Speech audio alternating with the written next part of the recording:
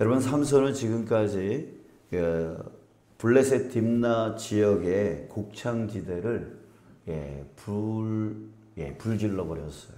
그래서 그 딥나 지역 전체를 완전히 초토화시켜 버렸습니다.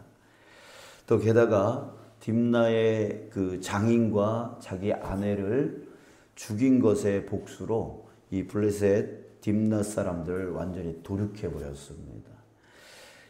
이에 졸지에 이제 엄청난 피해를 본 블레셋 사람들이 유다에 올라와서 진을 쳤어요. 유다를 공격하려고 했습니다. 그래서 유다 사람들이 놀라서 묻는 거예요. 야, 너희가 어찌하여 올라와서 우리를 치느냐? 라고 묻습니다. 자, 그랬더니 블레셋 사람들이 뭐라고 하냐면, 우리가 올라온 것은 너희들 때문이 아니라 저 삼손 때문이야. 저 삼손을 결박하여 우리가 끌고 가기만 하면 돼. 라고 하는 말을 해요. 자, 그래서 이 말을 들은 유다 사람들은요, 3,000명을 구성해서 삼손이 있는 곳으로 갑니다. 그리고 그 삼손에게 이렇게 말을 하는 거죠. 11절, 너는 블레셋 사람이 우리를 다스리는 줄을 알지 못하느냐? 내가 어찌하여 우리에게 이같이 행하였느냐? 삼손이 대답합니다. 그들이 내게 행한 대로 나도 그들에게 행하였노라. 자, 이렇게 대답한 삼손은 더 이상 유다 사람들에게 피해를 주지 않으려고 순순히 밧줄에 매여서 이제 끌려갑니다. 자, 여러분, 우리 11절에 오늘 집중을 하려고 하는데요. 이 11절 내용을 보면 정말 이해가 되지 않는 것이 하나가 있습니다. 이유야 어떻든 이스라엘 입장에서 삼손을 볼 때, 삼손은 어떤 일을 행했습니까? 지난 40년 동안 이스라엘을 괴롭혔던 그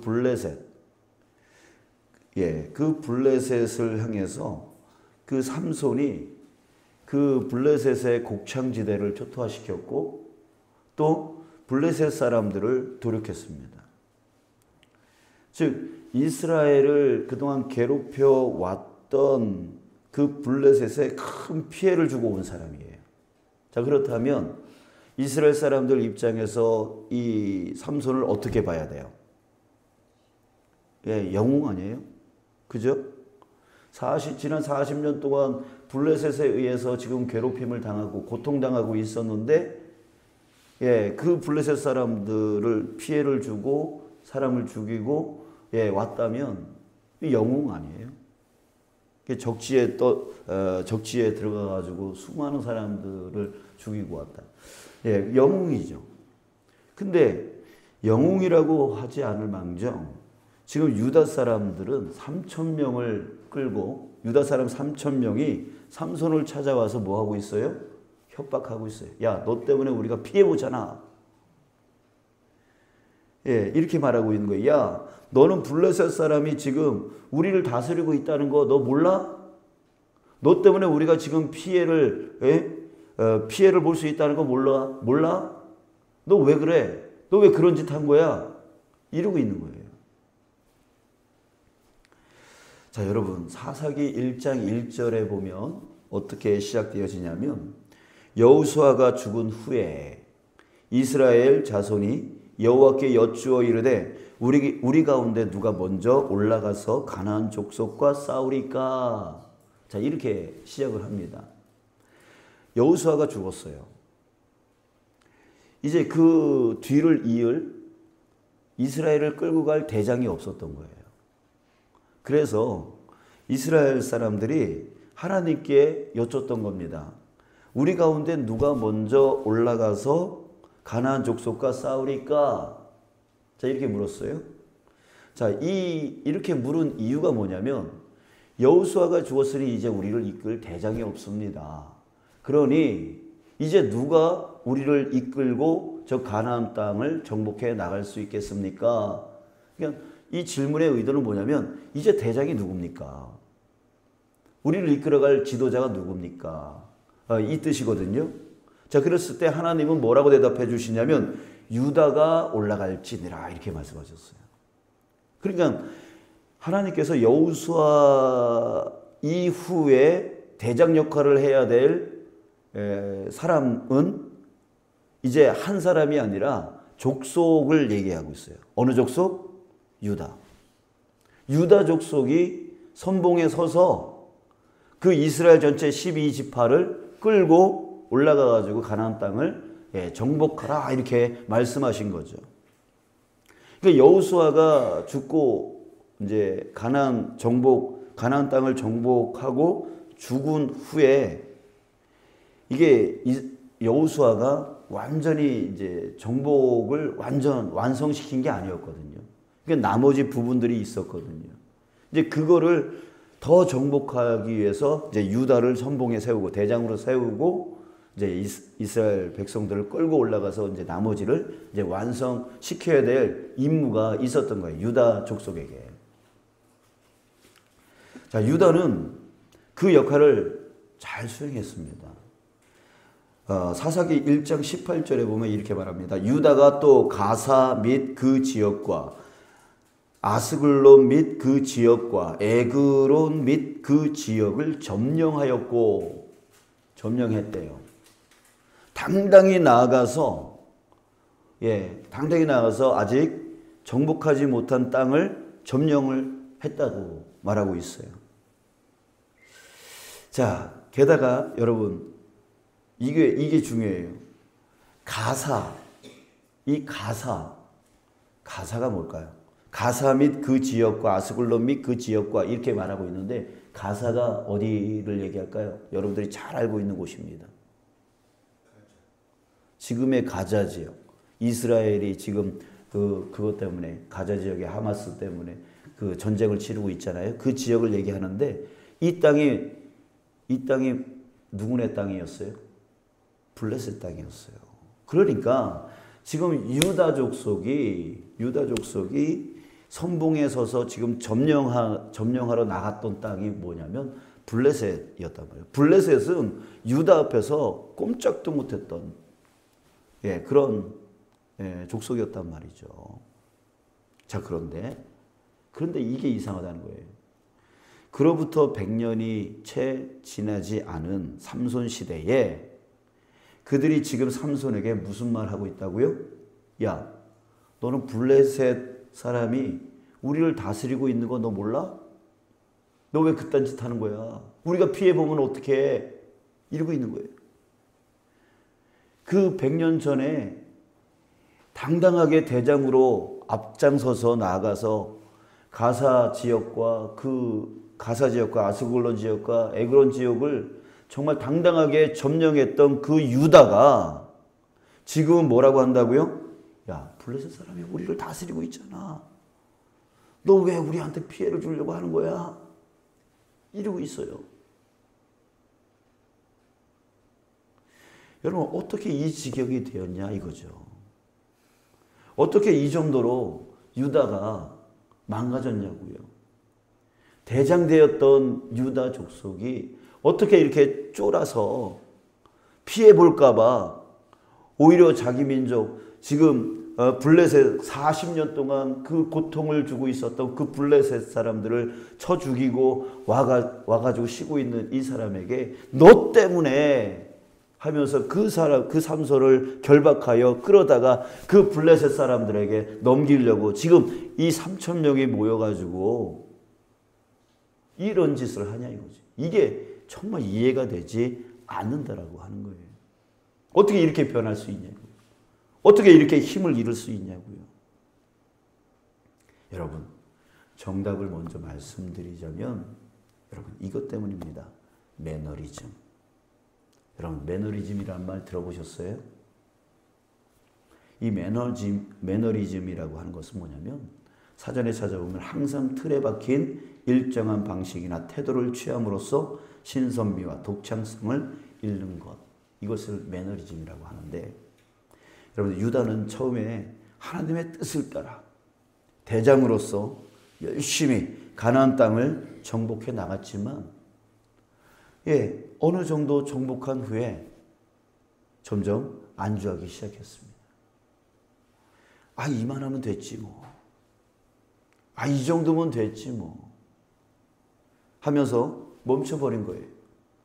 하나님의 뜻을 따라가지 않았어요. 대신 이제 땅을 얻었으니까 야, 우리 정착해야지. 우리 먹고 살 일 걱정해야지. 처자식 먹여야지.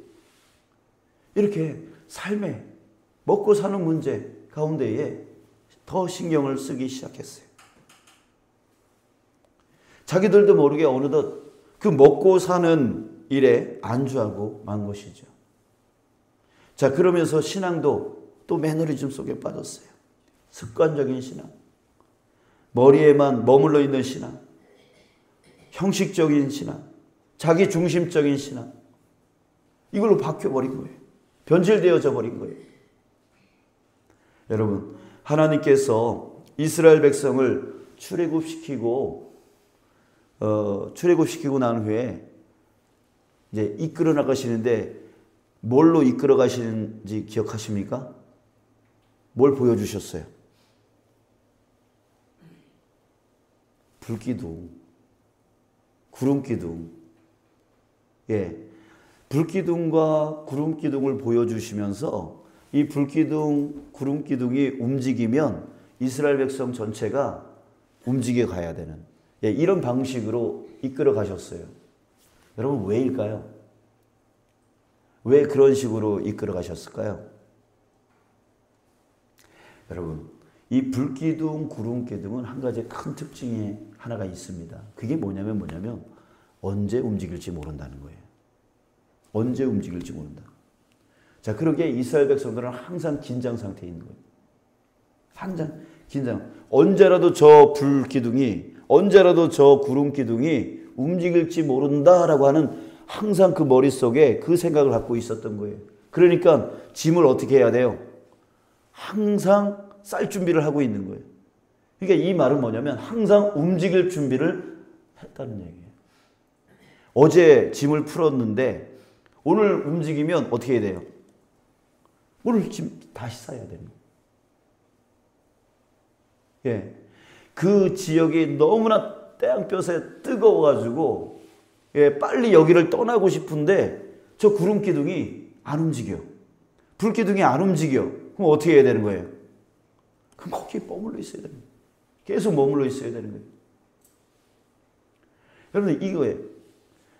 이게 바로 우리의 신앙을 보여주고 있는 겁니다. 신앙은 머무는 게 아니에요. 항상 움직일 준비가 되어 있고, 하나님이 움직이면 움직여 나가야 되는 게 바로 신앙이에요. 신앙은 머뭄이 아닙니다. 신앙은 안주가 아닙니다. 움직임이고 역동성이 있어야 되는 거예요. 그게 바로 신앙이라고 하는 거예요. 하나님이 출애굽할 때 그렇게 보여주신 이유는 바로 신앙이 이거야. 너희들이 나를 따라온다라고 하는 것은 바로 이런 거야. 내가 움직이면 너희들도 움직여야 되고, 내가 머무르면 너희들도 머물러야 되는 거야. 그러니까 항상 안착하면 안 돼요. 안주하면 안 돼요. 이만하면 됐지. 예, 변화산에서 베드로가 뭐라 그랬어요? 아, 여기가 좋사오니 초막셋을 짓고 막 이랬다가 혼나잖아요. 안주하면 안 된다고요. 안주하면 문제가 생긴다고요. 머물면, 예, 물이 머물면 어떻게 돼요? 썩잖아요. 예, 물이 머물면 썩잖아요. 고착되면 악취가 나고, 예, 익숙해지면 병이 듭니다. 익숙해지면 병이 들어요. 자, 그러기에 영적 매너리즘은 성도에게 있어서 가장 치명적인 재앙이에요. 매너리즘 속에 매일매일 똑같이 다람쥐 쳇바퀴 돌아가듯이 그냥 그 안에서 변화도 없이 그냥 거기서 안주하는 거. 거기에 그냥 편안히 머무르는 거. 이게 바로 신앙인들에게 있어서 가장 치명적인 재앙이라고 하는 거예요. 그래서 성도의 삶은 항상 움직임이 있어야 됩니다. 몸부림이 있어야 돼요. 예, 몸부림이 있어야 돼요. 아이든 토저라고 하는 신학자가 이런 말을 했습니다. 오늘날 예수 그리스도의 교회에 반역을 몰고 온 원수는 판에 박힌 생활의 일상이다. 이렇게 말하고 있어요. 또 그는 이렇게 말했습니다. 교회는 공동묘지가 아니다. 예, 공동묘지. 그러니까 다 죽은 상태로 가만히 있는 곳, 그곳이 교회가 아니라는 거예요. 하나님의 사람들은 계속 성장해야 된다. 이런 의미에서 바로 우리에게 처한 상황에 있어서 가장 치명적인 적은 내가 처한 상황에 만족하는 태도이다. 여러분, 우리가 신앙생활을 하면서 가장 긴장하고 주목해야 되는 것은 뭐냐면 편안함에 익숙해지는 것입니다. 편안함에 익숙해지는 것. 여러분, 지금 우리 총동원 전도 기간이 어떤 성도에게는 굉장히 불편한 기간일 수 있습니다. 왜일까요? 자기의 편안함, 자기의 익숙함을 깨뜨리기 때문입니다. 자꾸 뭘 하라고 하고, 예, 뭘 시키고, 참여 안 하면 안 된다 그러고, 막 이렇게 하니까, 예, 그 편안함이 깨지는 거죠. 익숙함이 깨지는 거예요. 그러니까 그 마음 속에서 뭐가 나오냐면 저항이 나옵니다.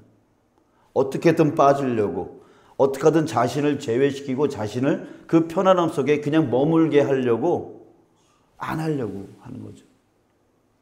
여러분들 이게 뭐예요? 바로 영적 매너리즘 속에 빠져있는 그 자신의 모습을 보여주고 있는 거예요. 사랑하는 여러분, 이 시대의 그리스도인이 세상의 영향력을 잃어버린 이유가 무엇이겠습니까? 영적 매너림 속에 우리가 빠져 있기 때문입니다. 그냥 편안하게 안주하려고 하는, 예, 익숙함 속에 그냥 머무르려고 하는 그 영적 매너리즘이 우리 안에 있는 거예요. 100년 전만 해도 가나안을 정복해서 당당하게 나갔던, 가나안을 정복해 나갔던 그 유다가 100년도 채 되지 않아서, 예, 오히려 자기네들이 정복했던 그 땅의 사람들에게 오히려 정복당하고, 그 블레셋이 화가 나서 자기가 피해를 볼까봐 눈치 보면서 오히려, 예, 그 영웅의 일을 했던 그 삼손을 잡아다가 바치는, 이게 바로 지금 이 시대의 기독교인들의 모습 아닐까 싶습니다. 야, 설마 우리 지금 집에 가족들이 하면서 가족들 눈치 보고, 예, 직장에서 말이야 하면서 직장 일터 눈치 보고, 아, 저 세상 사람들이 이런 것이 되게 싫어해. 세상 사람 눈치 보면서 그 안에서, 예, 그들의 비율을 맞추면서 살려고 하는 그 모습이 바로 지금 현대 그리스도인들의 모습 아니냐고요. 여러분들 오늘 찬양에서, 예, 주의 군사대요. 여러분 우리가 누구예요? 주님의 군사라고요. 군사는 땅을 정복하는 사람. 정말 이 땅을 하나님의 나라로, 예, 만들어 나가는, 이 땅을 정복해서 하나님의 나라로, 예, 정말 진정한 행복의 나라로, 진정한 은혜의 나라로 정말 만들어 나가기 위해서 하나님께서 특별히 세운 주님의 군사입니다. 누가? 여러분들이. 우리 그리스도인들이 바로 그런 자라고요. 하나님께서 유다에게 먼저 나갈지어다 라고 말씀하신 것 같이, 여러분 하나님께서 우리에게 뭐라고 말씀하실까요? 우리에게 그렇게 말씀하고 계실 거예요. 근데 그 힘을 잃고, 예, 하나님께서 함께하여 주심으로 인하여 그 정복을 이뤄나갔던 그 유다가 이제는 하나님을 잃어버리고 영적 매너림 속에 빠져버려서 그냥 안주하는 거, 편안한 거, 그냥, 예, 익숙함, 그 속에 그냥 빠져서 나 이대로가 좋아, 이대로가 좋아 하면서 가만히 그렇게 머물러 있으니까 정복을 당해버리는 거죠. 지금 우리의 모습이 바로 그런 거예요. 사랑하는 여러분, 우리가 다시 다시 회복되어야 될 줄 믿습니다. 아멘. 이제는 정복 당하는 자가 아니라 정복자로 다시 회복되어지길 원합니다. 그러기 위해서는 우리가 이 영적 매너리즘 속에서 빠져나와야 되는 거예요. 빠져나와서 나의 편안함을 스스로 자원하는 불편함으로 나갈 줄 알아야 되는 거예요. 주님의 뜻을 위하여 나의 편안함을 내려놓을 수 있어야 되는 것이죠. 나의 익숙함을 내려놓을 수 있어야 되는 거죠. 그럴 때 주님의 힘을 얻고 나아가 우리는 이 땅을 주님의 복음으로 정복해 나갈 수 있게 될 점을 믿습니다.